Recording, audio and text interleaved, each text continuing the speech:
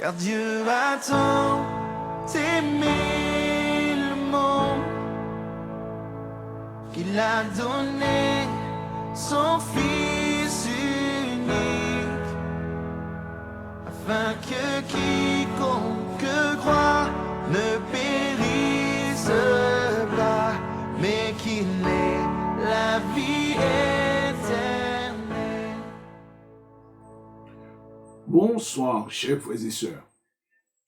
Aujourd'hui, nous allons nous encourager une fois de plus, parce que c'est notre devoir de nous encourager les uns les autres. Sans oublier, c'est vrai qu'il y a de ceux qui passent par des moments difficiles. Voulons penser à notre sœur George Sauveur, avec son mari qui est alité, qui a besoin de toute la grâce de Dieu dans sa santé.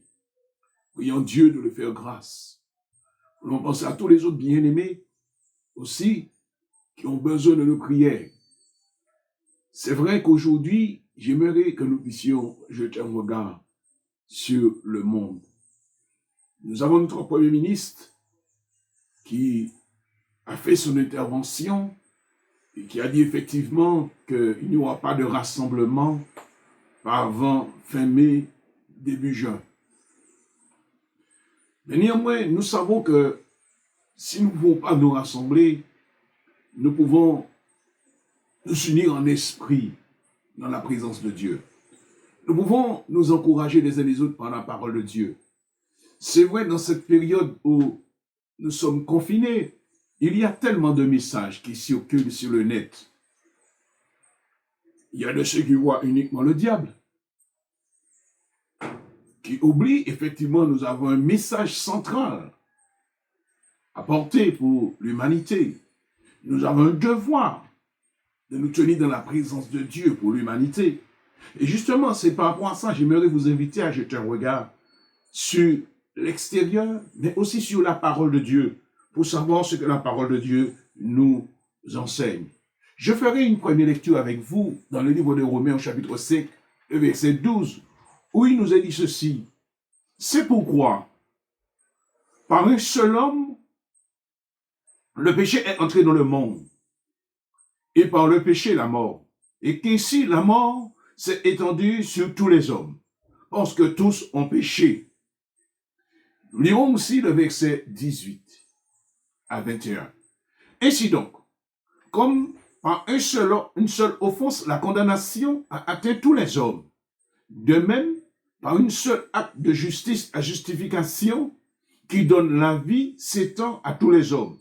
Car, comme par la désobéissance d'un seul homme, beaucoup ont été rendus, de même par l'obéissance, beaucoup ont été rendus pécheurs, et de même par l'obéissance d'un seul, beaucoup seront justifiés. Or, la loi est intervenue pour que l'offense abondât, mais là où le péché a abondé, la grâce a surabondé, afin que, comme le péché a régné par la mort, ainsi la grâce régnera par la justice pour la vie éternelle par Jésus-Christ notre Seigneur. Nous voyons dans ces textes que nous venons de lire, premièrement, pour revenir au verset 12 du chapitre 5, il nous est dit, c'est pourquoi, comme par un seul homme, le péché est entré dans le monde. Nous pouvons associer ce seul homme à Adam. Adam, c'est vrai, c'est celui, le premier, qui a désobéi à la parole de Dieu. Et toute sa descendance, eh bien, sont nés dans un monde pécheur.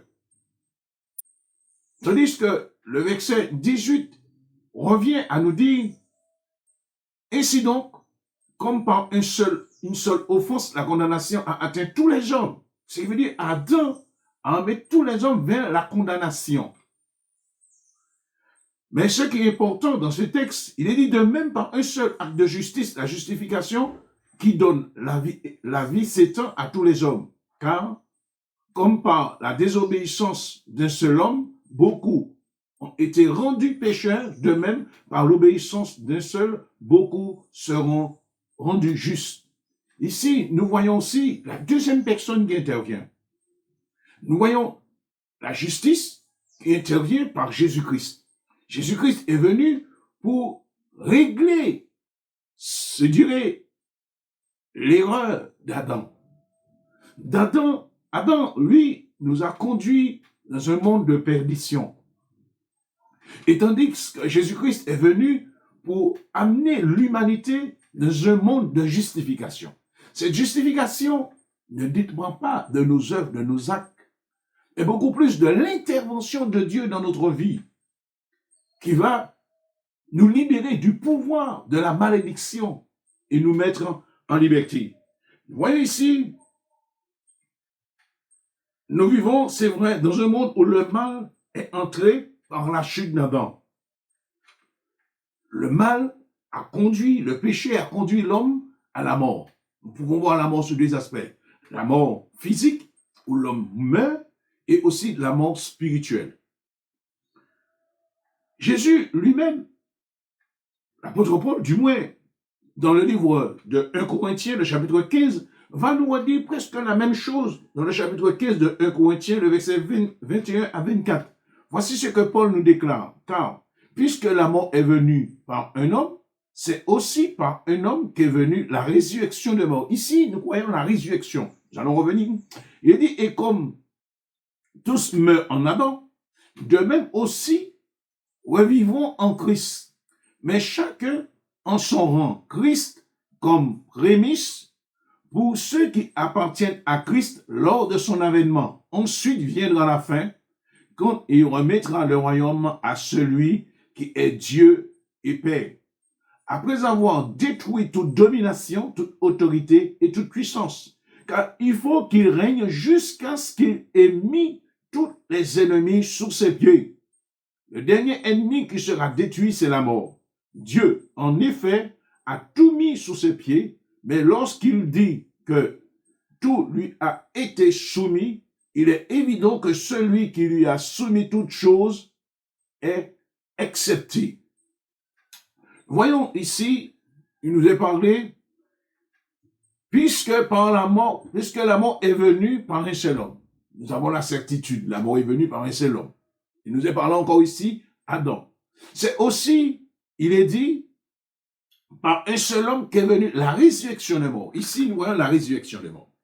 La résurrection des morts, nous pouvons parler tout d'abord, bien-aimés, aujourd'hui, c'est la révélation de Dieu dans notre vie. Où Dieu vient nous délivrer de la mort spirituelle. Il y a déjà cette première résurrection où Dieu opère dans la vie de l'homme. Et lorsque nous voyons ce monde, nous voyons un monde chaotique. Un monde qui demeure dans la mort spirituelle, qui ne connaît pas Dieu. Par conséquent, les hommes qui ne connaissent pas Dieu, quel que soit leur rang, nous allons voir ça tout à l'heure, quel que soit leur rang, ils ne peuvent pas faire ce que Dieu voudrait qu'ils fassent, puisqu'ils n'ont pas connu cette résurrection spirituelle dans leur vie. Et nous avons un devoir, c'est de prier pour que Dieu puisse opérer cette résurrection dans leur vie. Tous les pécheurs marchent selon le train de ce monde, c'est vrai.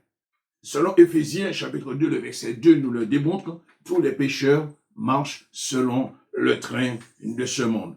La Bible nous dit effectivement, dans 1 Jean, chapitre 5, verset 19, que le monde entier est sous le pouvoir du malin.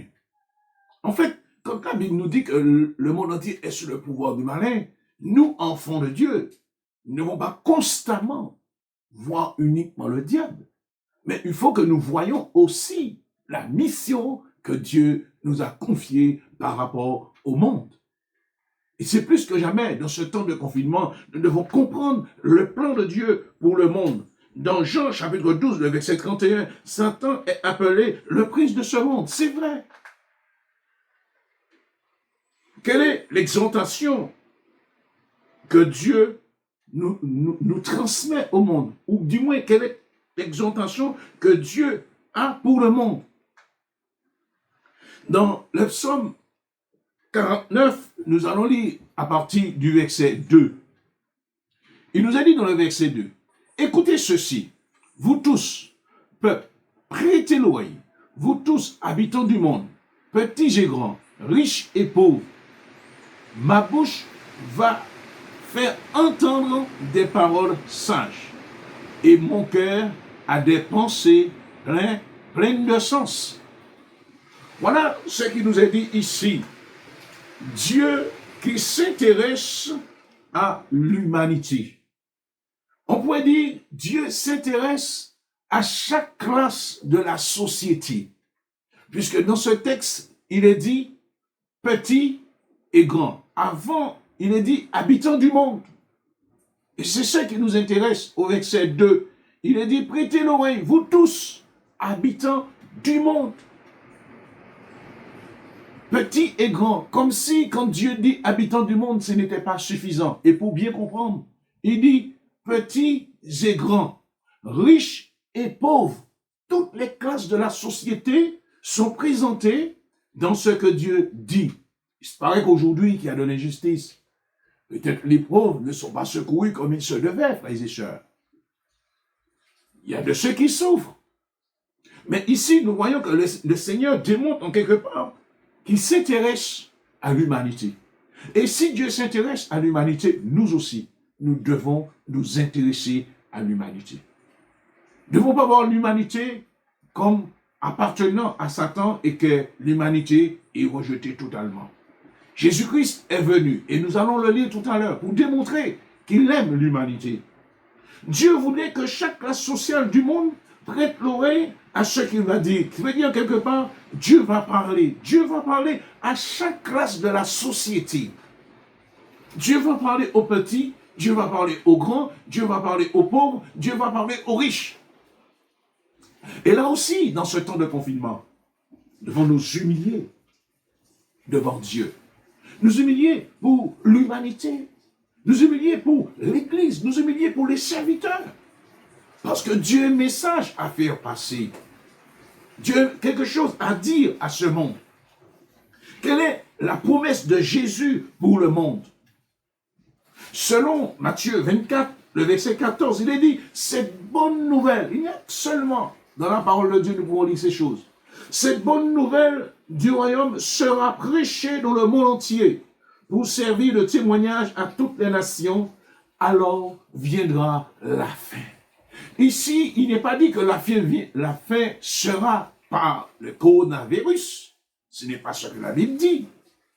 Il est dit que cette bonne nouvelle sera prêchée dans le monde entier. Bien sûr, frères et sœurs, aujourd'hui, au jour d'aujourd'hui, nous n'avons pas la liberté de prêcher la parole comme nous avons l'habitude de le faire. Mais néanmoins, par le biais du net, nous avons cette opportunité de prêcher la parole au monde entier. Puisque c'est plus facile de surfer. Là, nous avons un message à envoyer pour tous ceux qui surfent et qui peuvent tomber sur nos messages pour savoir effectivement que Jésus, ici, ce qu'il promet, c'est que l'évangile soit prêché dans le monde entier. Par les différents moyens que Dieu a mis à notre disposition. Il ne faut pas voir ces moyens comme appartenant au diable. Parce que si nous n'avons pas ces moyens-là, comment ferions-nous pour communiquer les uns avec les autres? C'est parce que Dieu l'a voulu. Si Dieu ne voulait pas qu'il y ait ces moyens de communication, nous n'aurons pas eu, frères et sœurs. Quand la prédication de l'évangile sera prêchée dans le monde entier, viendra, il est dit, la fin du monde. Il y aura une fin. Il faut que tous les hommes entendent la bonne nouvelle de l'évangile prêchée. Il faut que les petits, il faut que les jeunes, il faut que les grands, il faut que les riches, il faut que les pauvres puissent entendre prêcher la bonne nouvelle. Et nous devons prier pour que cela arrive. Que nous n'ayons pas peur. Que Dieu nous aide à nous organiser. Que Dieu nous aide à mettre sur pied et à transmettre ce message qu'il voulait que nous puissions apporter à l'humanité. Nous devons voir, chers frères et sœurs et amis, voir l'amour de Dieu pour l'humanité. Nous devons voir l'amour de Dieu pour l'humanité. L'amour de Dieu pour l'humanité, selon qu'il est écrit dans le livre de Jean, que nous connaissons tous, frères et sœurs, car Dieu a tant aimé le monde qu'il a donné son Fils unique, afin que quiconque croit ne périsse point, mais qu'il ait la vie éternelle. Dieu a tant aimé le monde. Vous allez trouver ça dans Jean 3, le verset 16. Vous pouvez même lire aussi le verset 17.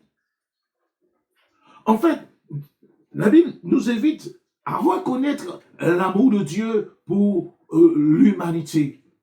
Et nous allons voir un petit peu de détails sur cet amour de Dieu pour l'humanité. Mais avant d'arriver là, j'aimerais lire aussi avec vous dans Matthieu, le chapitre 5, le verset 44 à 45. Que nous dit Matthieu, le verset 44 à 45? Il est dit ceci: moi, je vous dis, aimez vos ennemis, bénissez ceux qui vous maudissent, faites du bien à ceux qui vous haïssent et priez pour ceux qui vous maltraitent et qui vous persécutent, afin que vous soyez fils de votre Père qui est dans les cieux, car il fait lever son soleil sur les méchants et sur les bons, et il fait pleuvoir sur les justes et sur les injustes. Si vous aimez seulement ceux qui vous aiment, quelle récompense méritez-vous? Les publicains aussi n'agissent-ils pas de la même? Et si vous saluez seulement vos frères, que faites-vous d'extraordinaire? Les païens aussi n'agissent-ils pas de même? Soyez donc parfaits, comme votre Père céleste est parfait. Voici un message qui nous révèle aussi l'amour de Dieu. Nous allons revenir un petit peu plus en détail. Mais voici un message qui nous révèle l'amour de Dieu pour nous, enfants de Dieu. Dieu voudrait que nous puissions agir comme lui, parce qu'il est dit, afin que vous soyez fils de votre Père. On pourrait dire que notre Père a aimé ses ennemis. Jésus, sur la croix, il intercède et il dit, Père, pardonne-leur, parce qu'ils ne savent ce qu'ils font. Et oui, et nous soulignons cette expression, voyons, il dit, bénissez ceux qui vous maudissent. Si nous suivons les messages de Jésus, les traces de Jésus, jamais Jésus n'a maudit un homme. Jamais il a maudit un homme. Et c'est pourquoi il voudrait nous donner l'exemple par sa vie, par son passage d'ici-bas. Et puis aussi, il ajoute, il dit, faites du bien à ceux qui vous haïssent. Et Jésus, dans son passage d'ici-bas, il n'a cessé de faire du bien aux uns aux autres. On ne peut pas lire un endroit où Jésus a fait du mal. Même quand il s'est révolté dans le temple, quand il a vu qu'il se faisait du business dans la maison de Dieu. Mais c'était pour démontrer le bon côté de la chose, que la maison de Dieu n'était pas faite pour un lieu de business, c'était un lieu de prière. Il a voulu démontrer que c'était un lieu de consécration. Et quand nous poursuivons ces textes, nous voyons que le Seigneur nous invite à faire le bien et aussi à prier pour ceux qui nous maltraitent et qui nous persécutent. Aujourd'hui, nous avons de nos frères et sœurs qui sont persécutés. Il y a toute forme de persécution sur cette terre. Et Jésus nous donne un exemple de par sa vie que nous devons suivre. Et puis l'histoire du soleil qui se couche sur les méchants et la pluie que Dieu envoie en forme de bénédiction démontre que Dieu s'occupe du méchant, il s'occupe aussi de ses enfants. Ça nous révèle l'amour de Dieu. Dieu serait injuste s'il s'occupait uniquement de ses enfants. Il a choisi un peuple, Israël. Il les a emmenés vers le pays de la promesse, qui est en Canaan. Mais, comme il avait aussi prédit que le Sauveur serait venu, le Sauveur n'est pas venu seulement pour Israël. Le Sauveur est venu pour l'humanité. Et c'est pourquoi il nous est dit dans le texte que j'ai cité dans Jean 3,16, car Dieu a tant aimé le monde qu'il a donné son Fils unique. Ce que nous allons souligner, premièrement, l'amour est un désir de contribuer au bien-être aimé et s'en fait une joie. Je le relis. L'amour est un désir de contribuer au bien de l'être aimé et s'en fait une joie. Dieu se fait une joie, frères et sœurs, de s'occuper de nous, de contribuer à notre bien-être. N'est-ce pas ça qu'il a fait? Qu'il nous a donné un esprit nouveau, un cœur nouveau, une vie nouvelle. Nous sommes témoins de l'amour de Dieu. Nous ne pouvons pas douter sur l'amour de Dieu, même si aujourd'hui nous sommes confinés, mais Dieu n'a pas changé dans notre confinement. Et c'est ce qui est important pour nous, frères et sœurs, de reconnaître l'amour de Dieu. Et puis nous ajoutons, deuxièmement, l'amour de Dieu ne se limite pas à un groupe de personnes. L'amour de Dieu ne se limite pas à un groupe de personnes, comme beaucoup pourraient y penser. Parce que des fois, on fait d'un mouvement, d'un système Dieu. Dieu, ce n'est pas un système. Dieu, ce n'est pas un mouvement, ni un mouvement évangélique. Dieu est le souverain. Nous ne pouvons pas utiliser Dieu comme nous voulons. C'est Dieu qui doit nous utiliser comme il veut. Et attribuer Dieu à qui nous voulons. Qui veut dire que nous sommes le système qui est mon Dieu. Nous sommes le système que Dieu a choisi. Dieu n'a pas choisi un système. Parce que nous ne sommes pas un système. Nous ne sommes pas un mouvement. Nous sommes des hommes choisis de Dieu, établis par Dieu, à qui Dieu a fait grâce. Et ça, il est indispensable de le reconnaître, ce que Dieu a fait dans notre vie. Deuxièmement, nous voyons l'homme, l'amour de Dieu ne se limite pas non plus à un peuple. Et nous pouvons dire, ni non plus à une nation. Dieu ne s'est pas limité à un peuple, ni non plus à une nation. Puisque quand il nous a dit, Dieu a tant aimé le monde, cela nous prouve en quelque part que Dieu s'intéresse à tous les êtres humains, comme nous l'avons lu dans le livre de Psaumes.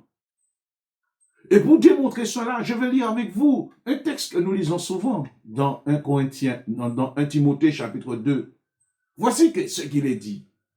Je vous exhorte donc, avant toute chose, à faire des prières, des supplications, des requêtes, des actions de grâce pour tous les hommes, pour les rois, pour tous ceux qui sont élevés en dignité, afin que nous menions une vie paisible et tranquille, en toute piété et honnêteté. Cela est bon et agréable devant Dieu notre Sauveur, qui veut que tous les hommes soient sauvés et parviennent à la connaissance de la vérité. Voici le message que le Seigneur nous donne. Mais il faudrait, dans ce temps de confinement, nous puissions y penser. Paul, ici, dit à Timothée ce qu'il voudrait. C'est emmener tous ses bien-aimés à prendre tous les hommes en considération dans la prière. Et de prier. Non pas prier pour prier, mais de prier avec précision. Parce qu'au verset 4, il est dit, qui veut que tous les hommes soient sauvés et parviennent à la connaissance de la vérité. Mais quelle vérité? On peut dire la vérité de la parole de Dieu. Mais on peut aussi dire de la vérité qui est Christ lui-même, parce que Jésus a dit, je suis le chemin, la vérité et la vie. Ça veut dire prier pour que Jésus se révèle au cœur des humains et que les humains puissent connaître Jésus-Christ qui est la vérité. Oui, faire tout pour que par la parole, ils puissent connaître aussi Jésus qui est la vérité. Voici notre rôle de savoir comment prier. Il faut prier avec précision. Ces hommes qui se trouvent autour de nous, qui ont été cités dans les psaumes 49 que nous avons lus, les grands, les petits, les riches, les pauvres, ce dont ils ont besoin plus que la nourriture. Ils ont besoin de Jésus dans leur vie. Ils ont besoin de connaître Jésus. Et notre rôle, c'est de nous engager, de prier pour cette humanité. Nous avons souligné ces trois aspects pour démontrer effectivement que l'amour de Dieu ne se limite pas à un peuple, ni non plus à une nation, ni non plus, je pourrais redire encore, à une dénomination. L'amour de Dieu est vaste. C'est un amour, nous pouvons souligner ici, qui est universel. Quand il est dit Dieu a tant aimé le monde. C'est un amour universel. C'est cette portée, la portée de l'amour de Dieu. Dieu étend et veut étendre son amour sur l'humanité. Quelle est notre vision de l'amour de Dieu? Comment nous voyons tous ceux qui nous environnent qui n'ont pas Jésus dans leur vie? Est-ce qu'ils sont rejetés? Et il est bon que nous puissions voir que Dieu les aime. Et ce que Dieu déteste, c'est le mal. Mais qui peut se délivrer du mal, frères et sœurs? Qui peut se sauver de lui-même sans l'intervention de Dieu? J'aimerais que nous puissions laisser la parole de Dieu sensibiliser notre cœur. Si Dieu n'était pas venu dans notre vie, que serions-nous? C'est une grâce que nous avons reçue de la part de Dieu. Et c'est ça qui doit nous sensibiliser aujourd'hui. de savoir effectivement que ces gens qui nous entourent, qui sont liés par le péché, qui sont liés par l'occultisme, qui sont liés par le pouvoir des ténèbres, ont besoin de nos prières, ont besoin de nos intercessions pour que Dieu puisse agir dans leur vie. Ce n'est pas une simple petite prière, mais c'est un engagement que nous prenons dans la présence de Dieu, parce que nous l'aimons. Lorsque nous aimons des personnes, eh bien, nous leur donnons du temps dans notre temps. Nous prenons du temps dans notre temps pour prier pour eux, parce que ce que nous désirons, ce n'est pas de grossir les rangs de l'Église, c'est plus que cela. C'est que les gens soient sauvés, qu'ils connaissent Jésus, que nous puissions leur manifester l'amour véritable que Dieu a mis dans notre cœur. Parce qu'en nous, il y a l'amour de Dieu. En vous, il y a l'amour de Dieu. En chacun de nous qui avons reçu la grâce de Dieu, il y a l'amour de Dieu, frères et sœurs. Mais il faudrait cultiver cet amour. Et dans ce temps de confinement, nous devons cultiver de l'amour et essayer de revoir notre vision, la vision que nous avons du monde qui nous entoure. C'est vrai, le monde paraît méchant, mais ce n'est pas tous les êtres humains qui sont des méchants. Lorsqu'on ne connaît pas Jésus, eh bien c'est sûr et certain, ce n'est pas le bien que nous ferons, c'est le mal. Et même avec Jésus, combien de ceux qui ont du mal à vivre, comme Dieu nous demande. Poursuivons. Nous voyons que c'est un amour universel, mais c'est aussi un amour éternel, qui n'a pas de fin. Ce qui veut dire que Dieu ne manquera pas dans son amour. Dieu, ce que nous allons souligner, c'est un amour qui est manifesté en Jésus-Christ, son Fils bien-aimé. C'est un amour qui est manifesté. Par amour, il fait don de son Fils. Dieu a tant aimé qu'il a donné. Il a fait don de son Fils pour le monde. Ça, c'est une preuve. Nous ne pouvons pas nier cette preuve. Et non seulement Dieu a prouvé son amour par Jésus-Christ qui a été crucifié, mais Dieu s'est révélé par l'Esprit Saint dans nos vies. Et nous avons, je pourrais dire, une double conscience de ce que Dieu a fait. La conscience où la parole nous révèle un Dieu en action, un Dieu qui prouve son amour, mais aussi la conscience où Dieu s'est révélé dans notre vie et nous a apporté un changement dans notre vie. Voici ce que nous devons désirer pour l'humanité. Nous devons espérer cela. Ne faisons pas de calculs pour dire qui sera sauvé, qui ne sera pas sauvé. Notre devoir, c'est de prier. Et le devoir de Dieu, c'est de délivrer, d'agir. Ce n'est pas nous qui sauverons, c'est Dieu qui sauve. Pourquoi Dieu, par amour, a fait don de son Fils? Eh bien, nous pouvons souligner trois choses. Voyons, il est dit, afin de rendre le salut accessible à quiconque croit en son Fils, afin de rendre le salut accessible à quiconque. C'est-à-dire, quelle que soit la classe sociale, quel que soit l'homme, quelle que soit la femme, quelle que soit la famille, Dieu veut rendre le salut accessible à tous les êtres humains. Ce qui est impossible, Dieu veut le rendre ici possible. Chaque être humain peut désormais avoir, on pourrait dire ici, accès au salut par la foi. Parce que la Bible nous dit dans Éphésiens chapitre 2, le verset 8, c'est par grâce que vous êtes sauvés, par le moyen de la foi. Et cela ne vient pas de vous, c'est le don de Dieu, afin que personne ne se glorifie. Ce n'est pas par les œuvres, afin que personne ne se glorifie. Ce n'est pas quelque chose qui vient de nous. Ce n'est pas nous qui nous sommes sauvés. Ce ne sont pas nos œuvres qui ont permis à Dieu de nous choisir. Ce n'est pas notre conduite qui a permis à Dieu de nous choisir. Ce n'est pas nos bonnes œuvres qui ont permis à Dieu de nous choisir, qui a fait de nous ses enfants. Mais c'est Dieu, par sa volonté en Jésus-Christ, qui a voulu nous choisir. Et c'est là, nous devons comprendre que nous ne sommes pas meilleurs que les autres. C'est une faveur de la part de Dieu. Et nous devons prier Dieu en ce sens pour dire, Seigneur, aie pitié de Dieu. Fais-les grâces. Fais-les grâces. Sentir, voir l'amour de Dieu se développer dans notre cœur pour ceux qui nous entourent, frères et sœurs. Il faut que l'amour de Dieu se développe dans notre cœur pour ceux qui nous entourent. Deuxième raison, nous pouvons souligner ici, afin que l'être humain ne périt pas dans son péché. Et là aussi, enfantons cela en nous, portons cela dans nos cœurs. Nous savons tout être humain qui meurt dans le péché est séparé de Dieu pour l'éternité. Et nous devons faire de cela une préoccupation de cœur et d'esprit. Priez Dieu. Priez Dieu. Priez Dieu pour tous ceux qui nous environnent et pour l'humanité. Troisièmement, nous soulignons ici la vie éternelle. Qu'ils aient la vie éternelle, qu'ils possèdent, qu'ils soient en possession de la vie éternelle. Je veux dire que ici-bas, Dieu veut déjà que l'homme, l'humanité, puisse le recevoir et aussi recevoir de lui la vie éternelle. C'est une assurance que Dieu veut apporter à chacun de nous. Cette assurance, nous n'avons pas besoin d'argent pour payer cette assurance. Cette assurance, c'est Dieu qui nous donne cette assurance par Jésus-Christ.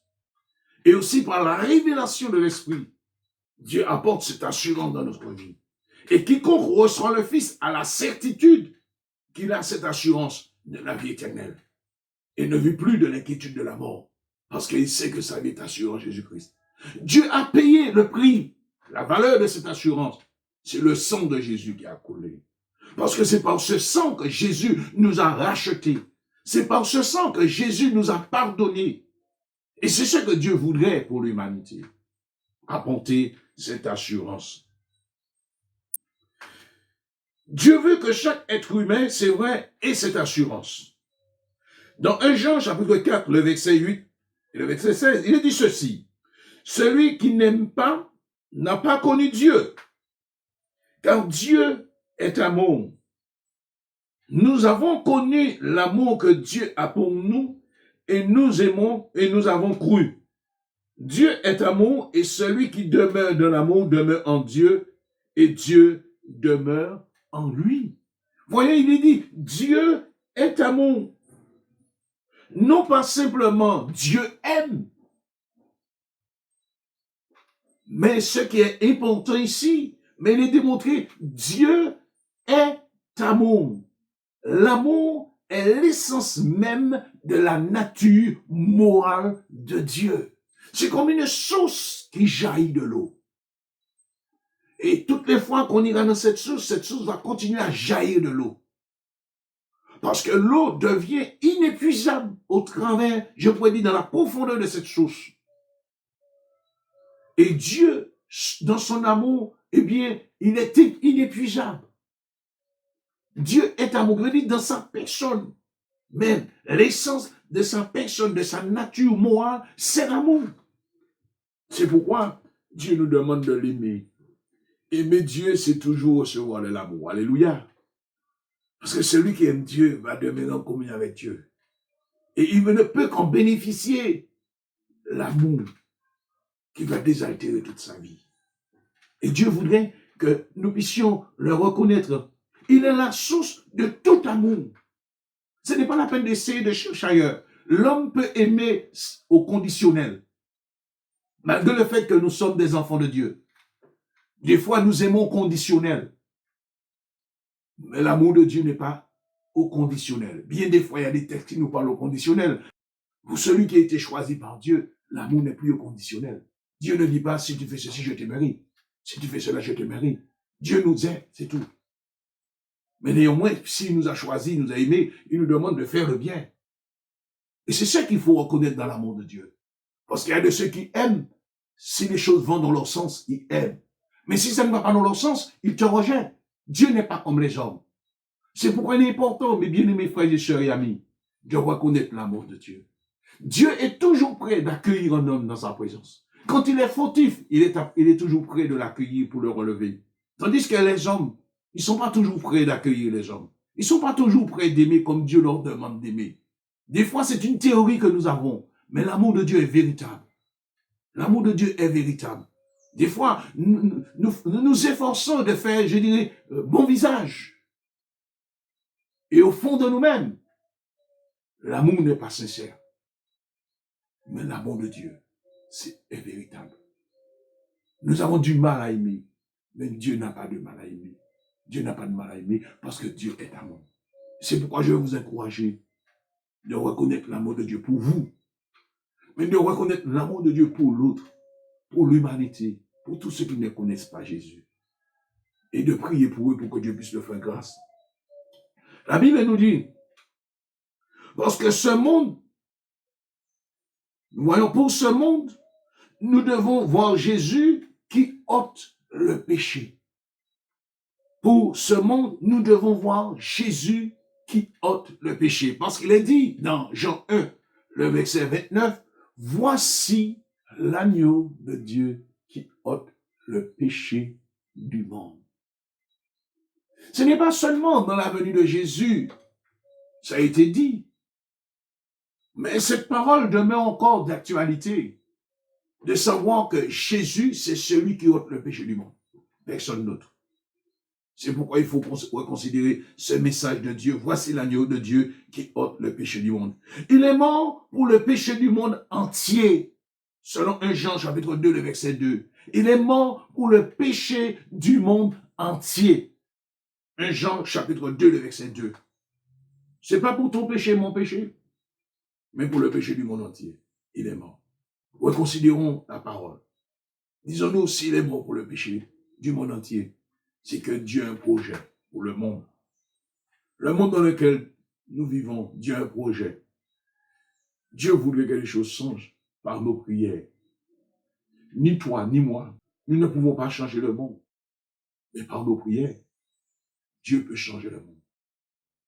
Par nos prières, nous pouvons mettre opposition à bien des actions des ténèbres. C'est pourquoi je vais vous inviter à prier Dieu. Jésus-Christ est vraiment le sauveur du monde. Selon 1 Jean chapitre 4, le verset 14, il est vraiment le sauveur du monde. Le Père a envoyé le Fils comme sauveur du monde. Selon Acte 4, le verset 12, il y a de salut en aucun autre, car il n'y a aucun autre nom qui nous a été donné parmi lesquels nous sommes sauvés. Il n'y a aucun autre nom, si ce n'est le nom de Jésus. Bien-aimés frères et sœurs, il faut voir le nom de Jésus pour le monde. Jésus n'appartient pas au monde évangélique seulement. Parce qu'on a fait de Jésus le Jésus du monde évangélique. Jésus, c'est le sauveur du monde. Répétez ça bien fort. Jésus n'est pas le sauveur du monde évangélique seulement. Jésus est le sauveur du monde. Et c'est ce qui est important. Je crois qu'il faudrait élargir l'espace de notre temps, l'espace de notre vision, et de ne pas cantonner Jésus au monde évangélique, mais de voir Jésus, le sauveur du monde. Je crois que c'est ce que Jésus voudrait que nous puissions voir. Lui, le sauveur du monde, et non pas seulement le sauveur du monde évangélique. Parce que nous avons cantonné Jésus dans notre conception évangélique. Et nous croyons qu'il faudrait que ce soit comme cela. Non, aujourd'hui, il faut voir les choses autrement. Il faut voir Jésus, le sauveur du monde. Non pas Jésus, le sauveur du monde évangélique, mais c'est Jésus, le sauveur du monde. Parce qu'avant d'appartenir au système évangélique, il faut savoir que nous appartenons à ce monde. Il faut savoir que c'est dans ce monde que Jésus est venu nous chercher. Et Jésus ne nous a pas choisis pour un système évangélique. Jésus nous a choisis pour lui appartenir, lui et lui seul. Et nous devons comprendre cela et accepter cela dans notre vie, afin que nous soyons plus heureux. Ne pas défendre le système, défendre notre foi, défendre notre positionnement en Jésus-Christ de Nazareth. Parce que nous ne sommes pas redevables envers le système, mais nous serons tous redevables envers Jésus de Nazareth. C'est lui notre sauveur. C'est lui notre libérateur. Nous n'aurons pas à comparaître devant le système, mais nous aurons à comparaître devant le tribunal de Dieu. Chacun de nous est responsable de la vie que nous avons reçue de la part du Seigneur. Et nous devons rendre compte de la manière dont nous avons vécu ici-bas devant Dieu. Et c'est pourquoi il est bon pour nous de prendre ce que la parole de Dieu nous donne pour message.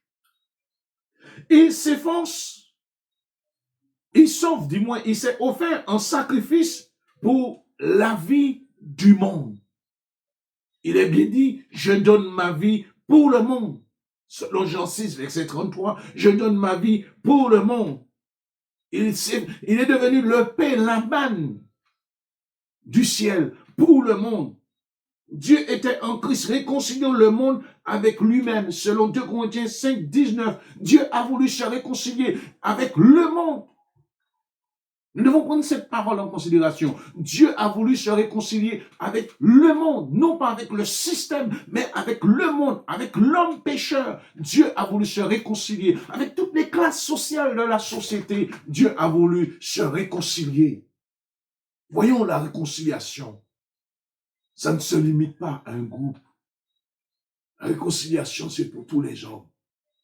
Et de nos prières, nous devons prier pour la réconciliation de l'humanité avec Dieu. Et dire, Seigneur, que tu sois réconcilié avec nous. Que tu sois réconcilié avec l'humanité. Faisons bloc. Unissons-nous à l'humanité et reconnaissons les problèmes de l'humanité. Que les hommes sans Dieu ne pourront pas trouver la bonne solution. Ils sont dépassés. Ils ont besoin de l'aide de Dieu. Que Dieu nous aide tous. Pour aller vers une conclusion, bien-aimés, nous devons avoir une autre vision du monde. Nous devons avoir une autre vision du monde. Nous devons faire quelque chose. Du moins, devons-nous faire quelque chose pour ce monde? Avons-nous une mission envers ce monde? Je dirais oui. La première mission, ce serait d'évangéliser. Cela nous concerne tous. Par le biais du net aujourd'hui, puisque nous ne pouvons pas nous rassembler. Mais que Dieu nous aide à revoir toutes choses pour que notre mission puisse être atteinte et accomplie. Comme Jésus pouvait dire, Père, glorifie ton Fils afin que ton Fils te glorifie. Après sa mission, il a vu que tout était accompli. Ce qui est important pour nous, frères et sœurs, c'est de pouvoir nous engager ensemble, d'accentuer davantage notre prière et de prier encore davantage pour ce monde. Nous engager ensemble à faire ce que Dieu nous demande, parce que Dieu a laissé une mission à son peuple. Une mission, premièrement, à ses disciples, qui est aussi la mission de l'Église. Aujourd'hui, comme je l'ai dit, c'est pas possible d'aller vers les gens, de leur parler de Jésus. Mais nous pouvons aller vers eux en esprit. Prier pour eux en esprit. Prier pour les uns pour les autres. Prions pour leur salut. Que cela devienne un fardeau en nous. Et si cela devient un fardeau en nous, nous savons où déposer notre fardeau. Parce que Jésus dit, venez à moi, vous tous qui êtes chargés et fatigués. Je vous donnerai du repos. Que nous puissions aller au pied de Jésus pour ce monde. Non seulement dans ce temps de confinement, mais après le déconfinement, bien-aimé. Que nous puissions vraiment entrer dans la vision. Que nous puissions entrer dans la mission de Dieu. Que nous puissions intervenir. Que nous puissions tout faire. Je dirais même, pourquoi pas réformer nos voies. Réformer certaines choses dans notre vie. Les choses qui nous empêchent de faire, d'y aller, et de nous engager, de prier. Que Dieu nous engage, que Dieu nous aide du moins à nous engager les uns les autres, à la prière, à nous fortifier dans la prière. Aujourd'hui, c'est tout ce qui va primer pour nous, puisque nous sommes en confinement, c'est la lecture de la parole de Dieu, la prière en famille, la prière les uns avec les autres. Je vous encourage, frères et sœurs, la mission n'a pas changé. Dieu n'a pas changé. Voyons Jésus au centre de notre vie. Ne tombons pas dans les pièges où il y a toutes sortes de messages, où on voit uniquement le diable, on ne voit pas Jésus. Essayons d'entrer dans le plan de Dieu, dans la victoire de Jésus. Demeurons dans la victoire de Jésus. Voyons Jésus dans tous les coins de notre vie. Voyons Jésus dans tout ce que nous disons, dans tout ce que nous faisons. Attribuons tout au Seigneur. Et Dieu est si merveilleux. Il nous éclairera en toutes choses. Prions pour l'humanité et prions les uns pour les autres. Prions le Seigneur. Seigneur, je veux te bénir pour ta parole. C'est vrai, Père. Nous ne pouvons que nous humilier encore, te demander pardon, parce que nous n'avons pas toujours vu le monde comme tu l'as voulu. Et nous ne sommes pas intéressés suffisamment à ce monde. Nous avons des fois jugé, critiqué, Seigneur. Mais ce matin, je demande pardon pour chacun de nous. Fais-nous la grâce. Nous aimerions avoir tant cette vision que tu as eue et bien de tes serviteurs ont eu pour le monde. Parce que tu n'es pas venu vers, Seigneur, une nation seulement. Tu es venu vers l'humanité. Tu es mort non pas pour une nation, mais pour l'humanité. C'est pourquoi nous voulons te prier de nous aider vraiment, Père, à élargir l'espace de notre temps et à avoir une nouvelle vision pour te glorifier, Père, au nom de Jésus. Je bénis mes bien-aimés qui ont pris part. Je bénis les uns et les autres par cette parole. Et je prie pour que tu fasses grâce à tous ceux qui écoutent ce message. Que tu te glorifies dans la vie de chacun dans le nom de Jésus. Amen. Qu'il a donné.